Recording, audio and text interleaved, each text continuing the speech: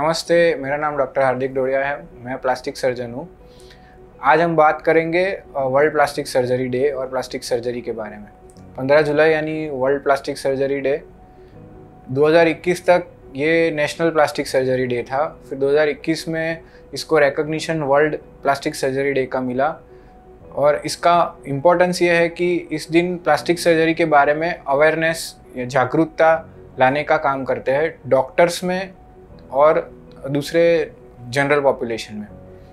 Plastic surgery divide होता है 2 part में, कॉस्मेटिक सर्जरीज और रिकन्स्ट्रक्टिव सर्जरीज। कॉस्मेटिक सर्जरीज में जो शरीर को सुंदरता बढ़ाए ऐसी सर्जरीज होती है, जैसे लाइपोसक्शन है, राइनोप्लास्टी है, गायनेकोमास्टिया है, हेयर ट्रांसप्लांट है, वो इंक्लूड होती है।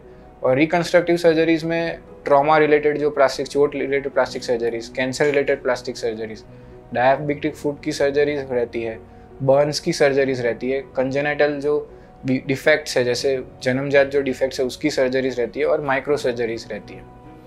प्लास्टिक सर्जरी के बारे में जो मिसकंसेप्शन है, अगर उसकी बात करें तो सबसे पहला मिसकंसेप्शन रहता है कि सर्जरी में कोई दाग आएगा कि नहीं। सबसे पहला सवाल पेशेंट आके वही करता है।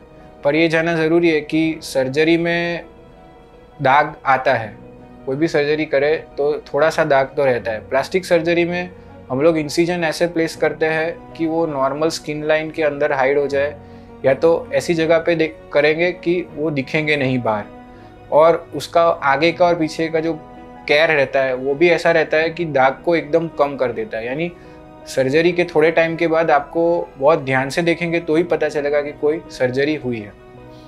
दूसरा जो मोस्ट कॉमन मिसकंसेप्शन है कि आप इसमें प्लास्टिक यूज़ करोगे, कि प्लास्टिक को जो वर्ड है उसका मतलब होता है टू मोल्ड। ग्रीक वर्ड है वो। इसका मतलब किसी को आकार देना। मैक्सिमम नंबर ऑफ जो सर्जरीज करते हैं उसमें हम लोग स्किन जो है या कार्टिलेज है, बोन चाहिए तो हम खुद का बॉडी का ही यूज़ करते हैं, बाहर का नहीं डालते हैं। और कभी ज़रूर पड़ती है तो टाइटेनियम का या सिलिकॉन का इम्प्लांट यूज़ करते हैं। तो मैक्सिमम सर्जरीज में खुद के बॉडी के पार्ट से ही हम ऑर्गन रिकन्स्ट्रक्ट या पार्ट को रिकन्स्ट्रक्ट करते हैं, नहीं कि बाहर के पार्ट से। तीसरा जो सबसे कॉमन ये मिसकंसेप्शन रहता है कि ये अमीर लोगों की सर्जरीज रहती है, इसमें खर्चा बहुत ज़्यादा आता है। बट मैं बताऊँ कि अभी टेक्नोलॉजी, अवेयरनेस और प्लास्टिक सर्जन्स का नंबर बढ़ने के कारण ये सर्जरीज कोई भी मिडिल क्लास या जिसको ज़रूरत है वो करवा सकता है। ऐसा नहीं है कि बहुत कॉस्टली रहती है। तो अगर आपकी कोई समस्या प्लास्टिक सर्जरी रिलेटेड जो रहती है और उसका प्लास्टिक सर्जन के पास ही इलाज अगर करवाओगे तो उसका रिज़ल्ट बहुत अच्छा मिलेगा, क्योंकि वो उसके लिए आइडियल ट्रीटमेंट और पर्सन वही है।